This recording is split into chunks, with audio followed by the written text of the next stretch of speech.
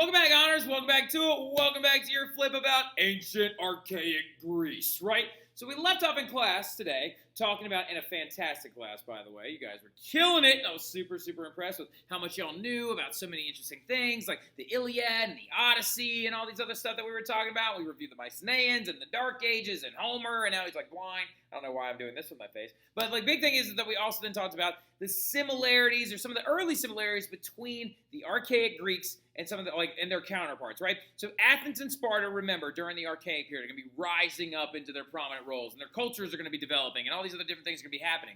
But they're going to do some intrinsic things similar, right? They're going to trade the same stuff. They're going to coin money because they're going to learn that from the Persians. They're going to compete in the Olympics, which is the very beginning of the archaic period, right? They're going to be culturally diffused. They're going to have a phonetic alphabet. They're going to have art. They're going to have all that stuff, right? Now, something that you need to understand before we go any further is talking about the archaic Greeks. We're talking about when Athens and Sparta knew who each other were, right? They knew who each other were by this point, and during the archaic period, you're going to see the growth of their cultures that are going to really define them. But Athens and Sparta were founded during the Dark Ages, right? During the Dark Ages, the Dorians are going to settle Spartans, believe the Ionians are going to settle the Athenians and stuff like that. And over time, they did these things similar, even though their cultures are going to be wildly different in the long run. But let's keep harping on those similarities, right? Let's keep going on those similarities. Let's keep talking about the things that they both do that are just very, very similar to one another. And another big thing is architecture, right? Archaic Greeks began using similar types of architectural structures, right? For example, this right here is a very, very famous piece of ancient Greek architecture coming from Athens. This is the ruins of the Parthenon, right?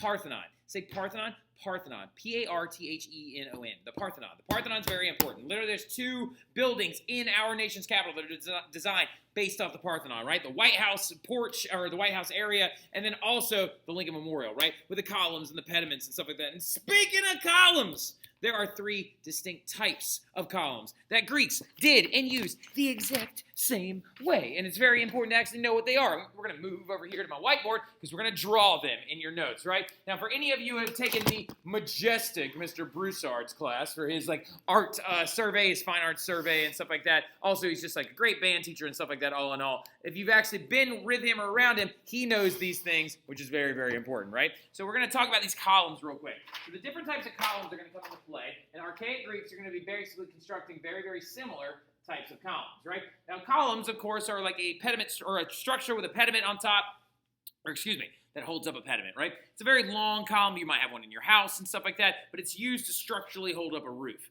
Now, the Greeks are going to have three distinct types during the archaic period that are going to be developed, and they're all going to use them very similarly, right? So the very first one is just a simple one, right? They look like this. Simple little rounded top, and then the pedestal right here, and then the column itself right there, and they're going to be called Doric columns, and I expect to see these drawn in your notes, right? So Doric columns are the simplest out of the three, also relating to the word Dorian, being, of course, the groups of people that settled some of these early Greeks, right? Simple, very easy, distinctly very similar to Minoan columns, except Minoan columns actually went like this, and then were made out of wood, and they got thinner towards the bottom, which was an interesting little thing. That was a Minoan column.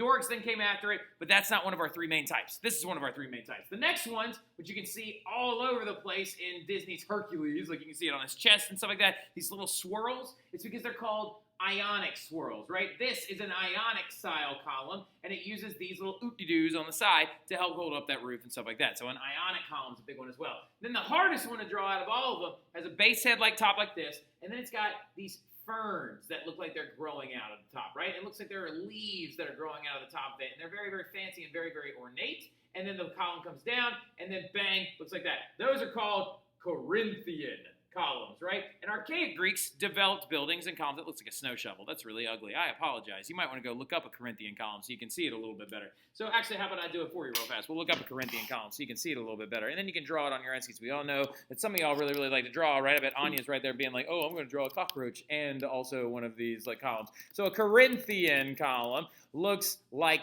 this, right? Corinthian columns are much more ornate, they're much more fancy, and they have the tops that look exactly like this, right? Like the ones lower down on the bottom, okay? And as you can see, Doric, Ionic, Corinthian, right? And so again, Doric, Ionic, Corinthian, right? I probably could have just pulled this up and just had to draw it on your own skis, but it looks way more fun whenever I do it really, really ugly, right? So going into it, though, or continuing the whole thing, those columns are similar structures that all archaic Greeks also used at the same time, right? So the other big one going forward is the polis, right? You get enough columns together, you get enough roofs together, you get enough buildings together, you start having a city, right? And the polis, or the structure of the Greek city-state, or the Greek city itself, is going to be a very commonly used theme throughout archaic Greece, right? So archaic Greeks are going to create the polis, and the polis basically just means the city, right? Now, all archaic Greek polises are going to be designed in very, very similar fashion as well, with one raised up area and a lower city area as well, right? That right there is the polis, or the ruins of the polis of ancient Athens. Now, going forward, we also have two distinct parts of the polis that you need to know. One is up here, one is down here, right? So two parts to the ancient Greek polis that Athens and Sparta and Corinth and Thebes and all those other different civilizations used very, very similarly to each other. The first one is the Acropolis, right? The Acropolis is the raised up higher area that contains the high city and the temples to all of the major gods and goddesses that each place may actually worship, right? For example, the famous Parthenon was the one on top of the Acropolis of Athens, right? Contains religious temples, and religious ceremonies would go on these Acropolises as well. And I believe in Sparta there was an Acropolis dedicated to their two chief gods, Ares and Artemis, right? Now, also going into it, then you have the lower city, usually behind a wall, but the lower city with its focal point known as the agora, right? The agora is the meeting place or the marketplace where all people would go to talk, communicate, debate, exchange goods, and have the center of their local economies, right? And then the polis also, though, does include some other parts. The wall itself, farmland, and homes on the outside of the main polis structure itself. But these two parts are the main two in the actual city structure that you need to make sure you know, right? That Acropolis and the agora, okay? They're going to be huge because, as you can see right here, the Acropolis up here of ancient Athens and the ruins of it, and the agora would have been down here inside of these stalls and also a part of the main lower structure. Now, the other big thing that archaic Greeks did very, very similarly to each other was their religion, right? So first and foremost, a lot of y'all already know tons about their religion already, which blows my mind, and it's so cool that you already know it. But the big thing you need to know is that archaic Greeks believed in a polytheistic style religion, right? They believed in many different gods, just like when we talked about the Mesopotamians, the Egyptians, when we talked about the Assyrians, and all those other ones, everybody except for the Hebrews, basically, right? So the polytheistic structure of the Greek religion is very, very important as well, because that's another big thing you need to understand is that they kind of like each group or each city-state would actually create like cults and stuff like that to these different gods and goddesses, and that's why they have the cult of Athena, later on Athens, the cult of Ares, later on Sparta, right? So the thing about it, though, as well, is they believe in many different gods that live on this mountain known as Mount Olympus, which is a very, very real mountain in northern Greece that at the time was not traversable by normal humans, right? It was very sheer cliffs, it was very high altitude, the air was much thinner, so they were like, oh, if the gods were going to live anywhere, they would live on a point that we can't get to, right? So, of course, they believed that the gods lived on top of Mount Olympus. And the Olympics that we talked about in class, you know, where everybody's running around naked and whatnot, those happened at the base of Mount Olympus because they were supposed to be dedications to the gods themselves, right? Now, going into it, though, all these gods had to come from somewhere, right? So they all had to come from somewhere, culturally speaking, must have a common root, right? Well, the thing about it is just like Homer was the writer in the dark, well, the writer, quote unquote, in the Dark Ages, then there's this other guy named Hesiod, right? And Hesiod wrote a very, very famous poem known as the Theogony. Now, Hesiod, in his poem known as the Theogony, it outlines a lot of the basic structures and early myths about Greek gods. It sets up the original ones of like Gaia and Kronos, right? The guys being a part of like the earliest godship, right? The god of the sky and the goddess of the earth. And they talked about later on Zeus and the like actual descendants of those two gods and the eating of the rocks and Zeus slicing them open and all the babies falling out and all this other stuff. He sets up the earliest family trees of the gods in his text known as the Theogony, and it becomes kind of their religious outline. And his name is Hesiod, and he's a little bit different from Homer. We're pretty freaking confident that Hesiod was a very real person, but his text known as the Theogony is going to set up that early Greek religion, right? So going forward as well, another big thing that archaic Greeks are going to do almost exactly the same is warfare methods. They're going to fight people in a very similar way. So they have a similar structure of soldier and a similar structure that they would use to actually collectivize the soldiers together, right? So the big thing about it is every single Greek soldier used iron weapons and iron armor by this point, right? Remember, we're done with the Bronze Age. The Bronze Age has collapsed. The Mycenaeans are gone. The Dorians showed up. And then Iron Ages are going to begin, right? We're going to see the growth of Iron Ages and iron weapons, and you're going to see the growth of the hoplite, right? So all Greek soldiers that were known as hoplites, and we'll talk about that more here in a second, would carry these iron weapons, mainly referring to the important parts of their gear, right? Most of them would carry an iron spear, which was their main tool. They had a short sword that they would carry on their hip, and they also would have a shield. Now, hoplite, or actually a hopli, is actually literally referring to the shield of every single Greek soldier, right? So the word itself, hoplite, actually refers to each of them's shield, okay? Spend a day's got to go. All right, so now the big thing about it, though, is every single hoplite referred to by a shield would carry those iron armor and weapons, and every single Greek soldier was referred to as a hoplite, right? So, for example, if I were y'all's captain and y'all were my Greek army, every single one of you would be considered a hoplite. And if I got all of you together and put you into a series of rows, and your shields were out front, and your spear was coming over the top, you are now forming the massive military formation the ancient archaic Greeks would use. And it was this thing known as the phalanx, right? So this right here, when you would actually collect all the hoplites together in a very, very large militaristic structure, they would form what is known as the phalanx. Now, the phalanx was perfected by this guy named Philip II of Macedonia, which is the father of the man known as Alexander the Great, much later on. But the earliest forms of archaic phalanxes were a lot like this. A little bit looser structure, shorter spears, and things like that. But think about it right now. If you've got iron weapons and iron shields and iron armor all up front defending the area behind you, this thing's going to be pretty hard to penetrate, right? The phalanx, of course, that thing we're looking at right there, and say it with me real quick, phalanx is when you collect those hoplites together and you have this big foreboding military structure, right? Now, another big thing that all the archaic Greeks would do very, very similarly is they would colonize places, right? So going forward, you need to understand that archaic Greeks, especially the Athenians, extended their influence far and wide and established new city-states colonies, right? It was very, very well known that the Athenians did this, and the Spartans would even do it later as well, right? So the big thing about it is looking at this map, these are all areas of Greek settlement and Greek colonies, right? We're going to see stuff even right over here, now in the border, in the bottom of Italy and Sicily, and little ancient Rome is going to be popping up right about there, right? Which, as we can tell, if the Romans are going to be popping up right here, and the Greeks had colonized this area down here, no wonder the Roman culture is so similar to Greeks, right? Cultural diffusion, right? But this colonization perspective is very, very important. So going forward as well, though, now we're moving into our study of Athens, right? So we just talked about all those similarities, how ancient Greeks traded the same stuff, how they all had hoplites, and they all had phalanxes, how they all had the same religion, how they all used the same language, how they used the same alphabet, how they used the same money, how they used a lot of those different ideas similar.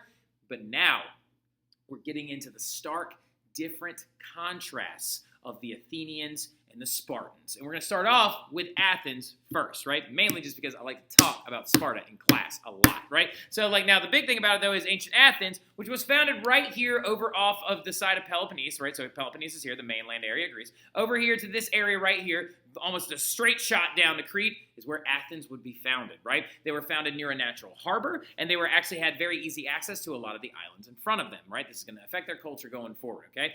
They were also known after their founding, when we really look at them, I think somebody in class said that it might have been Caitlin or Kate, Caitlin or Katie or Audrey, how all the Athenians were known as the intellectuals and the creators of democracy, right? Those creators of those ancient ideas, and thank you so much, Mr. Waterson, for putting that out there, right? They were the ones that were known for developing government, in a sense, in the modern era that we look at it today, right? They're the intellectuals, the change makers, all those things. They're also super sexist and awful to women, but we'll get there in a second. Now, looking at the entire thing, they're going to have massive architecture. Their polis is going to grow very quickly, but also their patron goddess is that of Athena, right? And Athena is going to be the person who is literally their patron goddess, because she is literally the goddess of wisdom, peaceful end to war and strategic warfare as well, right? Using your brain when you're fighting rather than just using anything else. Some of you are like, but you just said they were sexist. Why do they have a goddess? We're not going to do that right now. We're going to get into that later, all right? Now, the big thing about it, though, is we do believe that the Athenians were settled during the Dark Ages by these people known as the Ionians, right?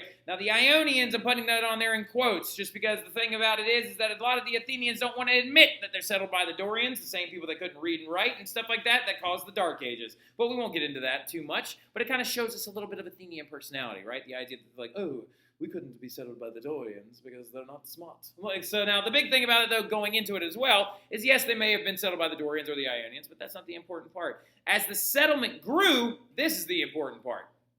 So as Athens began to grow, and it started out as a very, very small village and then turned into a series of huts and then villages and then a large city-state, and they began to build their polis and stuff like that.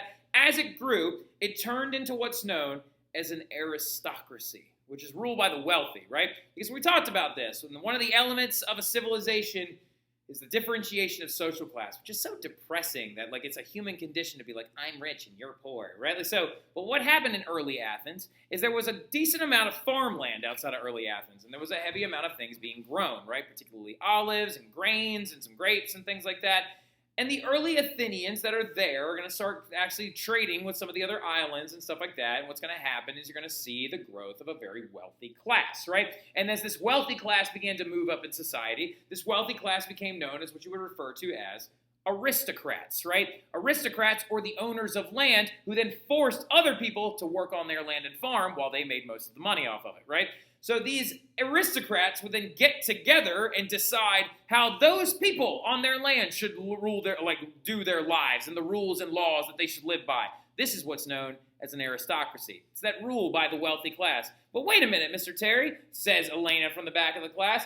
I thought Athens was known for democracy and stuff like that, not aristocracy. Well, the thing was that Athens didn't start out as the equal society that they like to put out there, right? Well, they weren't even really equal that much in the first place, right? So the thing, though, is then things are starting to get really bad. As this aristocracy began to grow and began to grow higher and higher, the aristocrats began battling with one another and stuff like that, but we haven't gotten there yet, okay? But things are going to start to get really, really bad when the aristocrats start using their wealth and clout to control the people beneath them, right? They start creating an intense aristocracy where they try to basically use the labor of the people that work on their land for free, right? And so what happened was you started seeing these things pop up. That thing right there is known as a Horos stone, right? So during the early foundings of Athens and in their culture, aristocrats and owners of large land areas in the area outside of Athens would actually force people to work on their land, right? Well, let's say, hypothetically speaking, we got a couple of people in our classroom. We've got Olivia Meyer, right? And Olivia Meyer is one of these aristocrats,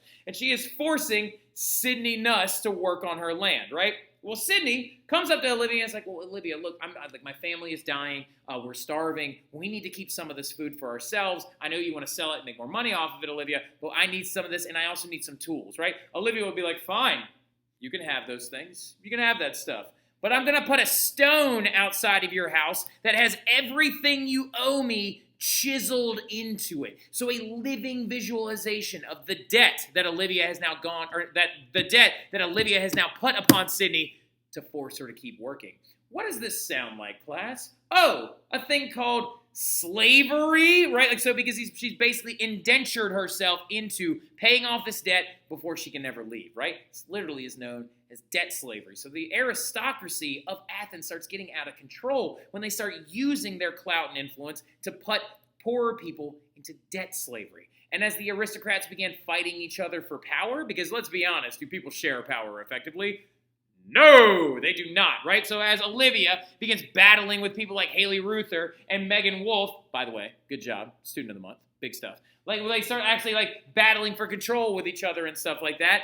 This is going to lead to the election of people known as tyrants, right? People like Megan Wolf over there, who is a leader that's going to be elected by the other aristocrats during times of crisis that have complete control over the entire society, are going to be taking over.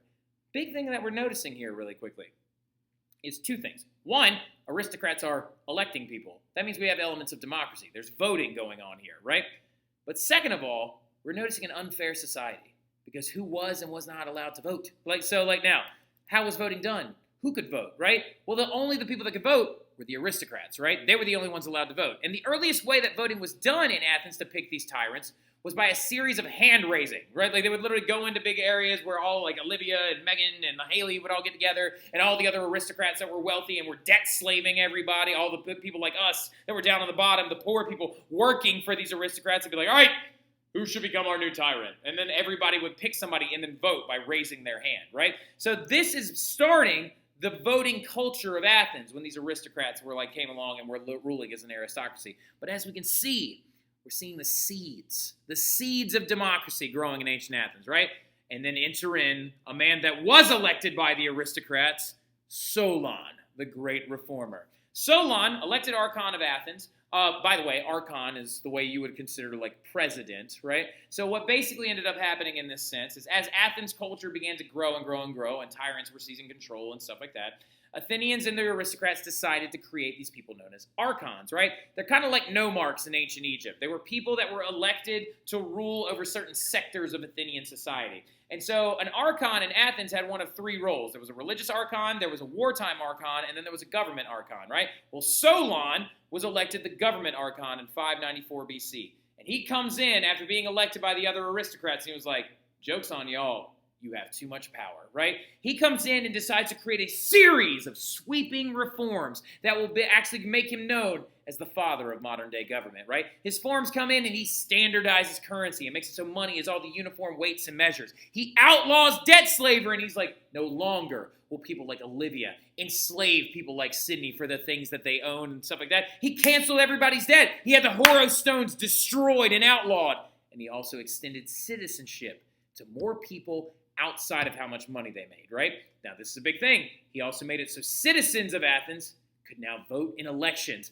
That's right, he is creating the essence of democracy in ancient Athens, right? He's coming along and he's creating this new systematic approach to government that Athens would later be known for in their democratic society, right? The rulers following Solon would continue to expand the democratic ideas that he brought in. They would continue to make so that debt slavery was never allowed again. They would continue to make it so Horos has never popped up ever again. And they would bring in different reforms as well. Like there was this guy that followed after Solon named Cleisthenes, who actually brought in the concept of ostracism, right?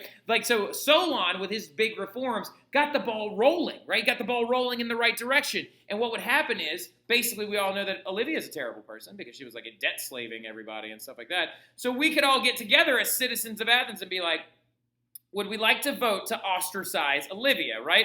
And ostracism works like this. We would literally all get together and vote and decide if Olivia should be kicked out of Athens for 10 straight years. We'll vote on it in class. We'll see how it goes. All right, so now, but the big thing was bad rulers can now be kicked out, and these all started. This reform of ostracism came after Solon, but his reforms of canceling debt, standardizing currency, extending citizenship, expanding voting is what got the ball rolling to move towards a more democratic society in ancient Athens, right? Athens would also be divided into a series of different tribes or districts that would make voting much more efficient and much more easy. Now, speaking of voting, we can't all get together and keep raising our hands, right? That would be ridiculous. It would be far too confusing and far too over the top. So as Solon comes along, he creates newer voting systems that would create better, more systematic societies. For example, let's say hypothetically that we were all voting on a panel of new archons, right? Let's say 6 people were voting for archon. Well, we can't raise our hand 6 different times. It'd be hard to count and stuff like that. So what they would do is they would actually chisel the person's name that they were voting for into a shard of pottery, right? It'd be like if, if Hnrs, Audrey, and then let's go. Hnrs, Audrey, who else? Who's somebody that sits over there? Hnrs, Audrey. Why can't I remember who sits on the left side of my class, in my honors class all of a sudden? Hnrs, Audrey, Keeley, and Brianna were all running for Archon of Athens, right? 3 band kids and Brianna. So are all running for Archon of Athens. Y'all would choose who you voted for by taking a scrap of pottery and scratching that person's name into the pottery and dropping it into a pot. And then they would count up all the ballots together, right? And we would see who won. I think Keeley would win, personally. Now, the big thing about it as well is then also, let's say hypothetically we were voting to ostracize somebody where it's either a yes or a no vote. The yes or no vote would be done with pebbles, right? A black rock can mean one thing, like yes or no, and then a white rock can mean another thing, like yes or no, right? It gives us like a 50-50 thing. And they would break the pot open and then count up all the different votes, and that's how they would decide if a person got ostracized or not, right? Because the big thing about it is you had to be literate to vote for this, right? But this one, you did not have to be literate to vote for that one. So the thing about it going forward as well, though, is Athenian society is going to expand and change and take on some very, very distinct attributes as well. For example, Athenian women are going to take on a very, very important role in society. And by important, I mean they come on into society and they show us how not to treat women, all right? Because Athenian women had little to no freedom whatsoever. I think it's important to talk about this as an educator of women. As a person who educates women, I think I have to talk to y'all about when women's rights have been infringed upon and how it will create a really screwed up societal structure in Athens later on, right? Women in Athens had little to no freedom whatsoever. They could not even leave their house without permission from a husband or a father figure. Weren't even allowed outside if they couldn't actually go with a man or be escorted by a man. They weren't allowed in the agora of Athens whatsoever. Weren't allowed to go in there, not allowed to buy things, not allowed to run anything on the inside or outside the home, which is ridiculous. Oh, by the way, they were forced to get married at the age of 14, 9 times out of 10, to men much older than they were. Most of you would have already been married off already, to men in their 30s or 40s, which is disgusting, right? And then also, they were used in religious ceremonies because their goddess was Goddess Athena, and they would have to bring women to the religious ceremonies and stuff like that. But that was just about it. And they had no choice whatsoever in who they married or what ceremonies they were supposed to take part in. The only time they were allowed to leave their house was to go get water from a well. What is that, right? So obviously, Athenian women had terrible existences. And that's not fair, and it's really messed up. And it's something that you need to remember in the back of your head, that Athenian women had terrible, awful existences, right? Now, speaking of another thing that women weren't allowed to have, they weren't allowed to go to school. Athenian education was one of the best ones you could receive in ancient Greece, but women weren't even allowed to have it because you had to be wealthy and male to receive an education in Athens. And the things you learned to do were you learned to read, you learned to write, you learned public speaking, because this relates to the democratic systems in Athens, because they were like, oh, if you were in Athens, maybe you'll go off and become an elected official one day. You learned poetry and music, but you received little to no military training whatsoever. Now, wait a minute. Why is military training so important? Why is Mr. Terry bringing up how these nerds over here would learn well, actually, I can't say anything. I love reading, I love writing, I love poetry, and I love public speaking. So, ironically enough, I'm more Athenian than anything. But, why am I bringing up little to no military training, though? It's because these guys were the ones that learned all the military training. Madness. This is Sparta! That's right. This is Sparta, right? We are now going to be moving into talking about how Sparta, the extreme military dynasty throughout all of Archaic Archaic Greece, is going to create and define its culture around a warrior-like culture that is going to be just so ridiculously different from the culture of Athens, right? But we're going to talk about that stuff in class when I see y'all on Monday. Y'all have a great evening. Have a great rest of your weekend. And I'll see y'all soon. Y'all have a good one.